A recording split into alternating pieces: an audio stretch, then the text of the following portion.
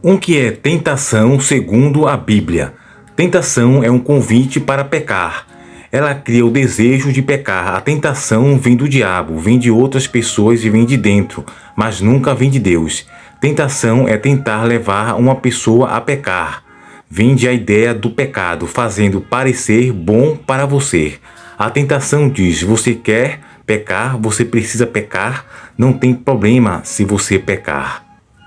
A tentação simplesmente ocorre pela condição que nós nos encontramos de pecadores, pois devido ao pecado de Adão e Eva, ao desobedecer a instrução e o mandamento de Deus pois quando Adão e Eva desobedeceram e provaram o fruto do conhecimento que dava a ciência do bem e do mal, eles estavam em uma condição sem pecado, com um corpo incorruptível. E a partir daí tiveram conhecimento e o estado, a condição de santos e puros, passou para a condição de pecadores. Então, a partir daí, a natureza humana sendo despertada no interior, no corpo de Adão e Eva, também contaminou todos os outros seres humanos que vieram a nascer depois de Adão e Eva. Então, por isso que somos pecados, que praticamos o ato do pecado, pois somos pecadores condicionais.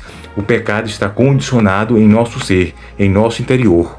Então, todas as condições da carne estão em nosso interior, na nossa natureza humana. Tudo o que provém, que dá desperto à tentação, é algo que já mora dentro do nosso ser, devido ao pecado original. Por isso que todo ser humano peca.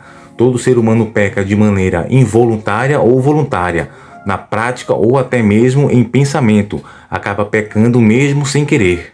Pois o apóstolo Paulo fala na carta de Romanos, capítulo 7, versículo 14. Ele fala sobre a luta interior. Ele diz no versículo 14: sabemos que a lei é divina, que vem de Deus.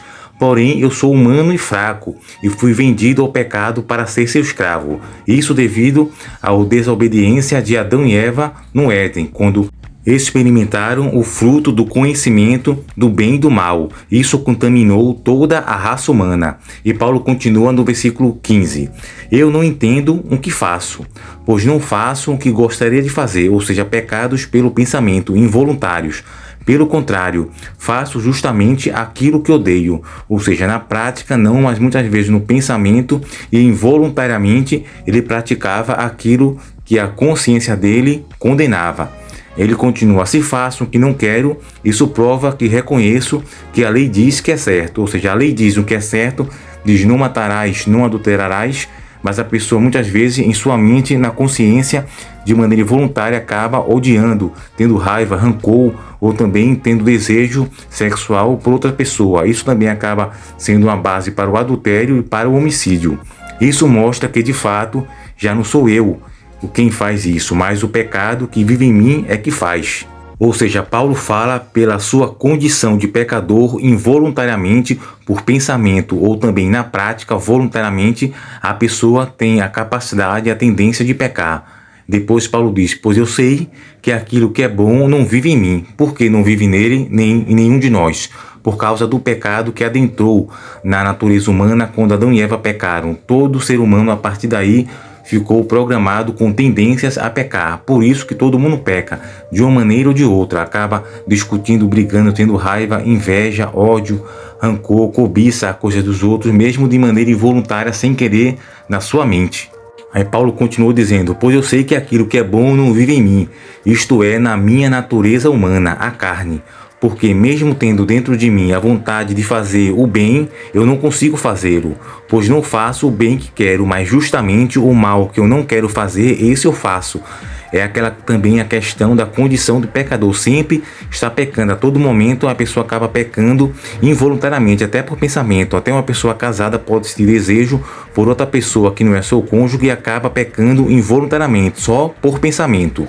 Ele prossegue no capítulo 20. Porém, se eu faço o que não quero, já não sou eu quem faz isso, mas o pecado que vive em mim, o pecado que está na sua condição. Assim eu sei que acontece comigo, é isto: quando eu quero fazer o que é bom, só consigo fazer o que é mal. Dentro de mim, eu sei que gosto da lei de Deus, mas vejo uma lei diferente agindo naquilo que faço.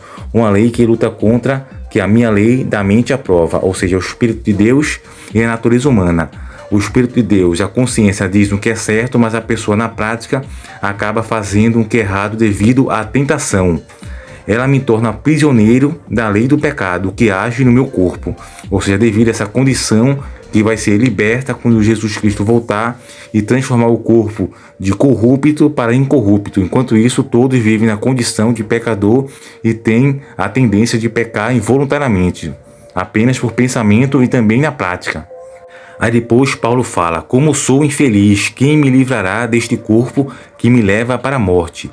Que Deus seja louvado, pois Ele fará isso por meio do nosso Senhor Jesus Cristo, ou seja, no dia da segunda vinda, na ressurreição dos mortos e na transformação dos corpos das pessoas que estiverem vivas e forem salvas, serão transformadas do corpo corrupto para o incorrupto, onde a corruptibilidade vai se revestir de incorruptibilidade.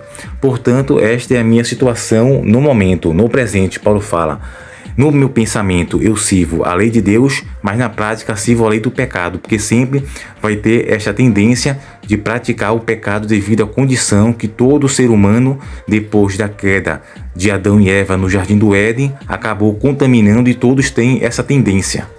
E esse é o grande contraste da vida, em que tem a consciência que diz o que é certo, mas na prática tem o desejo, a vontade e a tentação de ceder ao pecado, que todo ser humano está condicionado a essa prática.